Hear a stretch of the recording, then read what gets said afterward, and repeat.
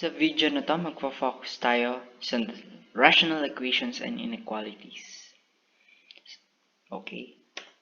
Magsimula tayo sa rational equation. Malalaman natin ang rational equation kapag equal sign yung nakalagay.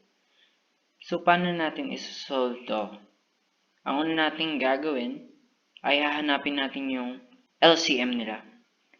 So, para makuha yung mga LCM, alamin muna natin dapat yung mga denominator, which is itong dalawang to. At ito may denominator to na over 1. Kapag whole number siya, automatic over 1 na yung denominator niya. Paano natin malalaman yung LCM nila? So, itong x squared minus 1, pwede natin siyang i-factor na x minus 1, x plus 1. Kapag pinag-multiply natin sila, ang kakalabasan is x squared minus 1. So, nakita natin na may x plus 1 tayo dito. May x plus 1 din tayo na isa dun sa factor ng x squared minus 1. So, pwede natin silang pagsamahin. Itong x plus 1 na to and itong x plus 1 na to, pwede silang pagsamahin. So, ito na yung least common denominator natin.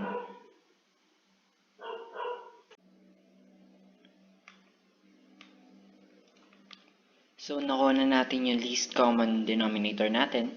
Ano na ngayon yung gagawin natin sa least common denominator? I-multiply natin siya sa both sides. So, pag sinabi ko sa both sides, sa magkabilang side ng equal sign. So, isulat natin x minus 1, x plus 1. Dito muna tayo sa unang side. Para ma-multiply natin yung LCM natin dito, i-divide muna natin ito dito sa denominator niya. So, x minus 1, x plus 1 divided by x plus 1, ika-cancel lang natin yung dalawang x plus 1. So, matitira yung x minus 1. X minus 1 times 3x is 3x squared, negative 1 times 3x, negative 3x. Dito naman tayo sa kabilang side. So, x minus 1 times x plus 1 divided by x squared minus 1. Kasi kapag pinag-multiply natin silang dalawa, ang magiging kakalabasan is x squared minus 1. So, ika-cancel natin sila pareho. Tapos, ika-cancel din natin to. So, wala tayong matitira dito. Kaya, i-multiply natin sa 12. Yung 12, isusulat lang natin yung 12 equals 12. Tapos, 2x minus 1, dahil walang denominator si 2, over 1 yung ilalagay natin dyan. So, kapag dinivide natin yung x minus 1 at x plus 1 sa 1, ganun pa rin siya. Kaya, i-multiply natin to sa 2. Kapag pinag-multiply natin sila, ang makukuha nating result is positive 2x squared negative 2x. Kapag nakuha na natin silang lahat, pagsasama-samahin na natin yung like terms. So, ano ba yung mga like terms? 3x squared at saka 2x squared. Walang like terms in negative 3x. Tapos, yung dalawa nating number na walang x, which is 12 and negative 2. So, dahil mas malaki yung 3x squared dito, yung mas maliit na x squared dito yung ililipat natin doon. So, kapag nilipat natin to doon, magiging negative siya. So, magiging 3x squared minus 2x squared, kaya magiging x squared na lang.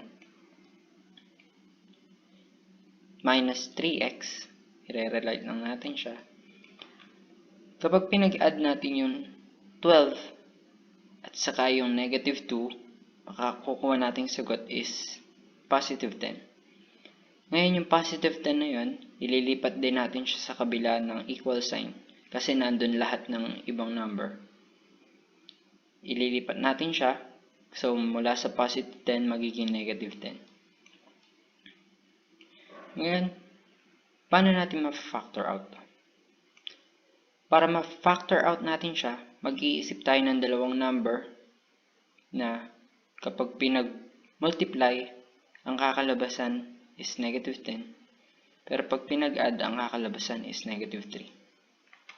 So, ano ba yung mga number na pag pinag-multiply is kakalabasan 10? So, pwede yung 5 and 2. Or negative 5 times 2. Negative 5 times 2 is negative 10. Tapos, pag pinag-add mo yung negative 5 at saka 2, ang kakalabasan is negative 3. So, isusulat natin siya, x minus 5 at saka x positive 2. Pag pinag-multiply mo sila, ang kakalabasan is x squared minus 3x minus 10. Ngayon, i-equal natin sa 0 itong dalawang number na to. X minus 5 equals 0 at x plus 2 equals 0.